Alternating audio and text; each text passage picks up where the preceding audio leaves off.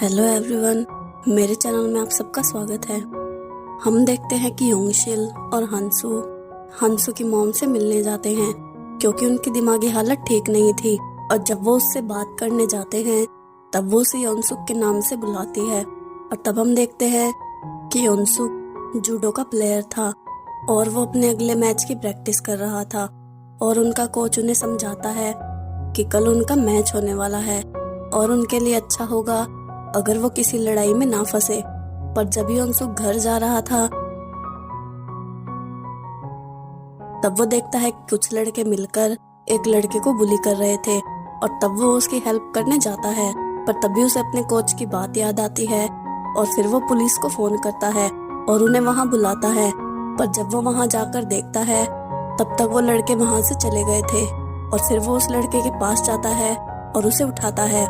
तब वो देखता है कि उसके हाथ पर बहुत सारा खून था क्योंकि उस लड़के की डेथ हो चुकी थी। और तभी योंगसुक के हाथ और कपड़ों पर भी उसका खून लग जाता है। और जब पुलिस वहां जाती है तब वो योंगसुक को वहां देखती है और उन्हें लगता है कि उसने ही उस लड़के को मारा है और वो उसे गिरफ्तार करके पुलिस स्टेशन ले जाते हैं।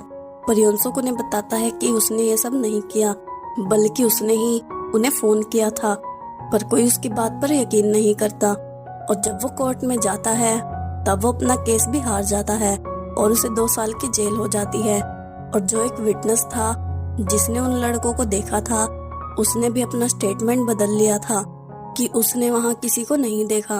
और योंगसुक के जेल से निकलने के बाद सब उसे खूनी की नजरों से देखने लगे थे।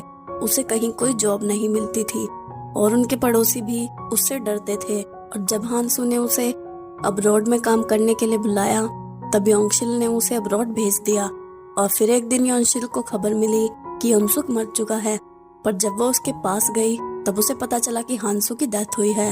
और योंगसुक के क्रिमिनल रिकॉर्ड की वजह से उसने उसे हांसू बनकर जीने के लिए कहा क्योंकि वो अपने बच्चों का भविष्य अच्छा बनाना चाहती थी। इसलिए वो इतने सालों से हांसू बनकर जी रहा था।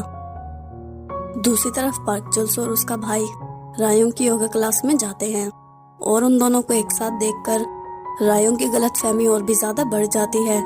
और क्लास खत्म होने के बाद चोलसू का भाई रायोंग से कहता है कि अगर वो चोलसू की फ्रेंड है तो वो उसकी भी फ्रेंड है और वो रायोंग से उसका नंबर मांगता है।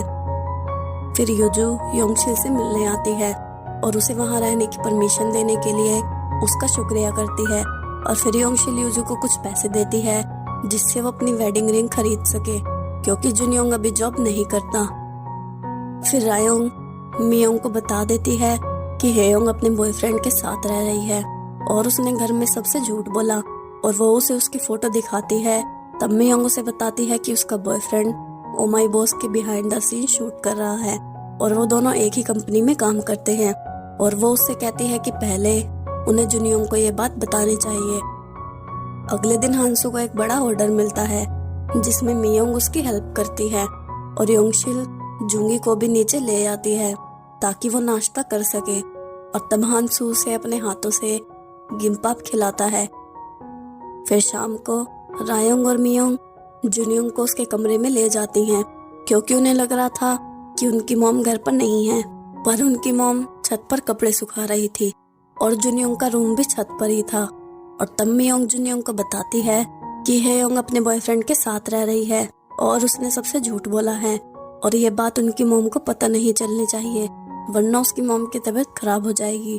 पर उनकी मॉम उनकी बातें सुन लेती हैं और उनसे पूछती है कि क्या जो वो कह रहे थे वो सच है और क्या हेयोंग अपने बॉयफ्रेंड के साथ रह रही है। फिर वो रायोंग से उसका एड्रेस मांगती है और वो हेयोंग के पास जाती है। तब मियोंग हेयोंग को कॉल करती है पर वो अपना फोन नहीं उठाती। और दूसरी तरफ चाजंगवान भी अपनी और हेयोंग की फोटो जो उसे हेयोंग को भेजनी थी वो गलती से अपनी मॉम को भेज देता है। और जब उसकी मॉम वो फोटो देखती है तब वो भी उससे मिलने जाती है। और जब योंगशिल उनके अपार्टमेंट में पहुंचती है तब चाजंगवान की मॉम भी वहां पहुंच जाती है। और तब योंगशिल हेयोंग को दरवाजा खोलने के लिए कहती है। जब हेयोंग दरवाजा खोलती है तब योंगशिल देखती है कि हेयोंग अपने बाथरूम में थी और उसके कपड़े भी वहां ऐसे ही पड़े थे। फिर वो उसे मारती है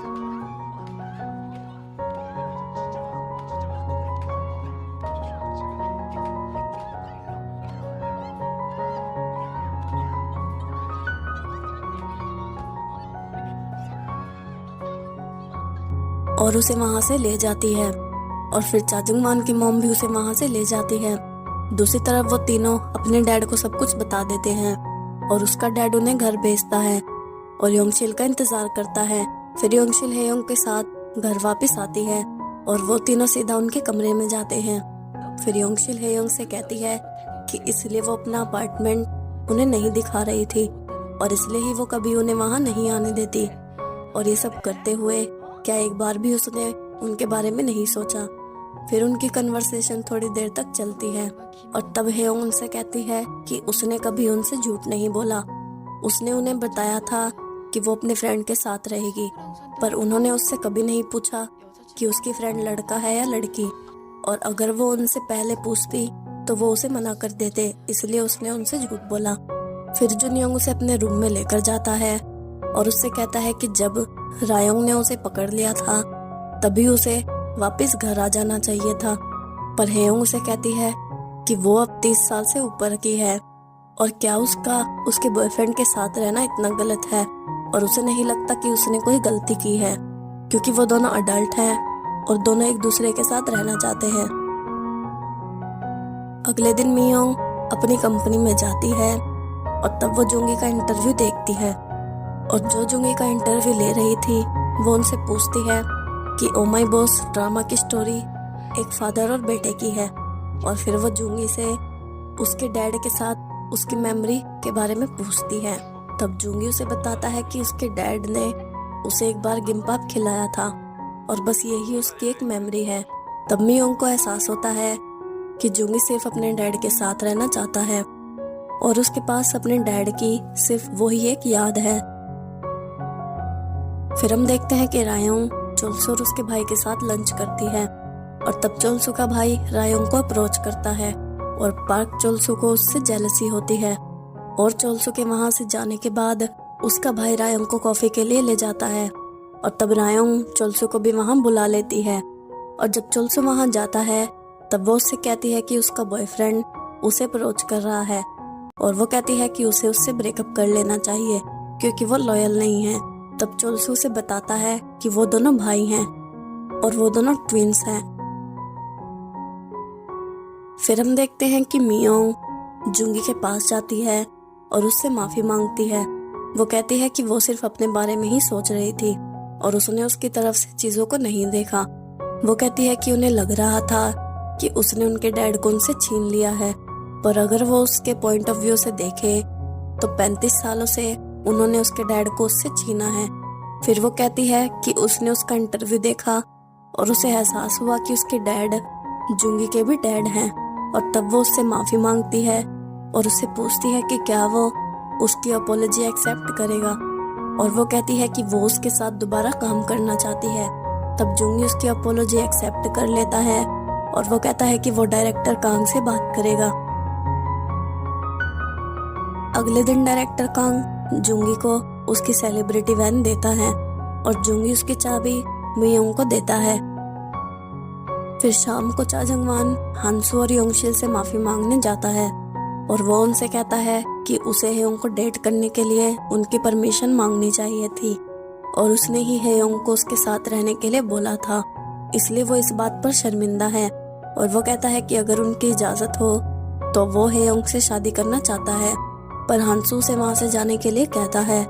और उसके जाने के बाद हांसू हेयोंग से पूछता है कि क्या वो उससे शादी करना चाहती है, पर हेयोंग कहती है कि उसने कभी शादी के बारे में नहीं सोचा। तब हांसू उससे कहता है कि जब वो उससे शादी नहीं करना चाहती थी तो वो उसके साथ रहने क्यों गई। तब हेयोंग कहती है कि अब वो उससे शादी के बारे में सोचेगी।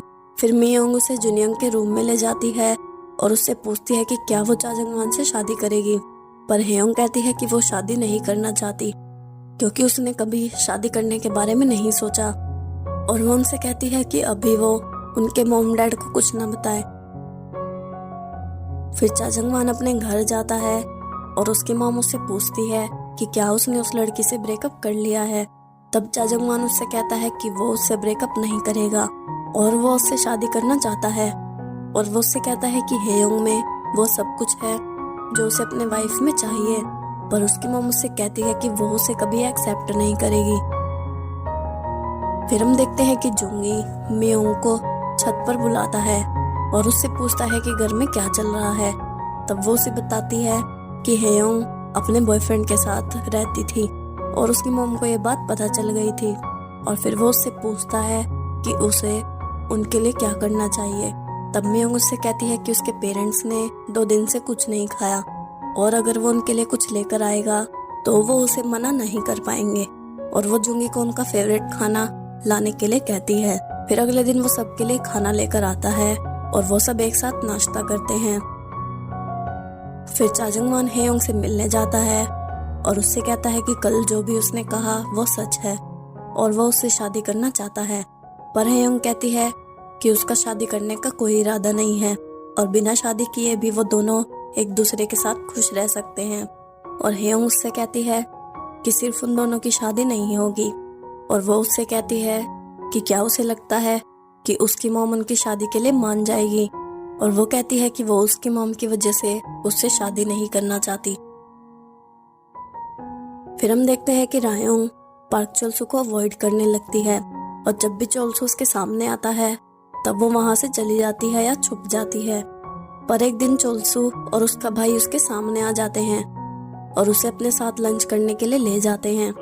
फिर वो लंच करते हैं और युंगी रायोंग से फ्लर्ट करता है, जिसे देखकर चोलसू जेलस होता है और उसे वहां से ले जाता है। अगले दिन जुनयोंग सबको बताता है कि यूजू आज से उनके साथ रहेगी और उन्हें वहां से जुंगी का सामान उठाना होगा। फिर हम देखते हैं कि चाजंगमान की मॉम हेयोंग को मिलने के लिए बुलाती है और वो उससे कहती है कि वो उसके बेटे से ब्रेकअप कर ले, क्योंकि वो ना तो पहले उसे पसंद करती थी और ना ही अब वो उसे पसंद करती है। पर हेयोंग उससे कहती है कि अब वो पहले जैसी नहीं रही और वो चाजंगमान से बात करने के बाद ही कोई डिसीजन लेगी और वो वहां से चली जाती है। फिर चाजंगमान की मॉम घर जाती है और गलती से वो 8 साल पहले हुई बात चाजंगमान के सामने बोल देती है। तब चाजंगमान उससे पूछता है कि क्या वो 8 साल पहले हेयोंग से मिलने गई थी और क्या उसने ही हेयोंग को उससे ब्रेकअप करने के लिए कहा था।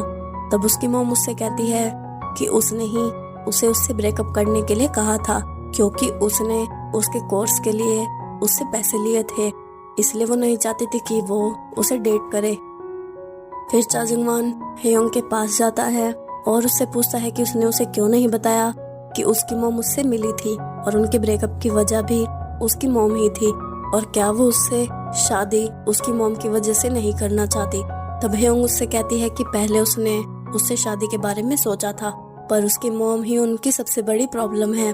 तब चाजंगमान उससे कहता है कि वो उससे उसकी मॉम के साथ रहने के लिए नहीं कहेगा।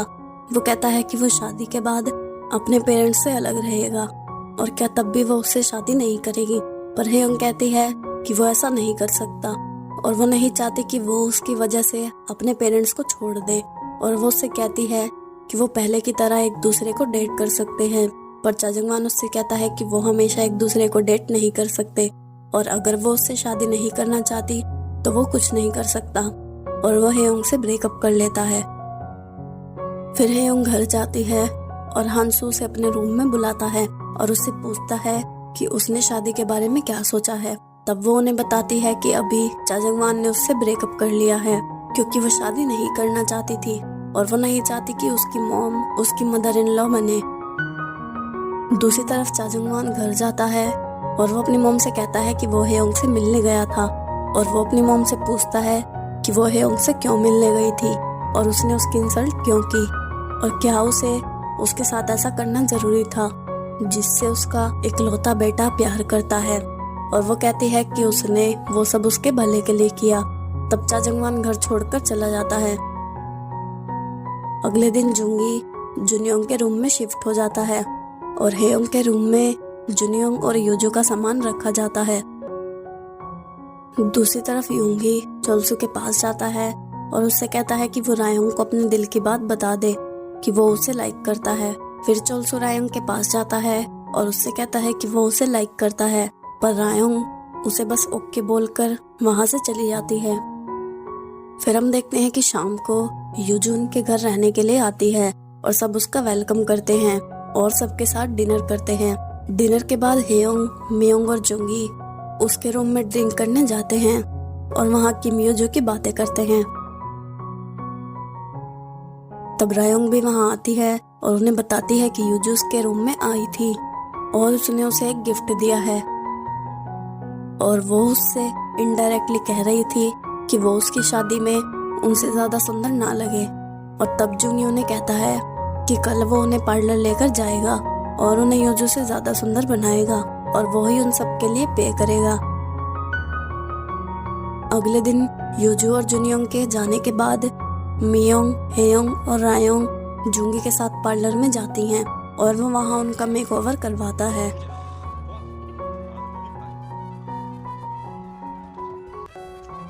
और उनके तैयार होने के बाद वो उन्हें वेडिंग में लेकर जाता है।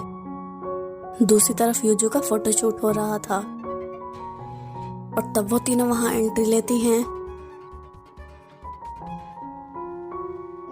और यूजू के साथ फोटो खिंचवाती हैं।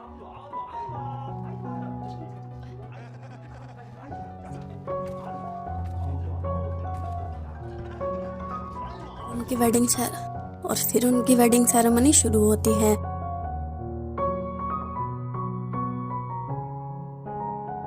और वो फैमिली फोटो खिंचवाते हैं पर जूंगी उनके साथ फोटो नहीं खिंचवा सकता था और जब वो उनकी पूरी फैमिली को साथ देखता है तो उसे बहुत बुरा लगता है और वो वहां से चला जाता है। और फिर जुनियोंग और यूजू की शादी हो जाती है और शादी के बाद वो दोनों सीधा अपने हनीमून पर चले जाते हैं। इस वीडियो में इतना ही गाइस। वीडियो अच्छी लगी हो चैनल को सब्सक्राइब और वीडियो को लाइक कर दो। अन्योंग एवरीवन।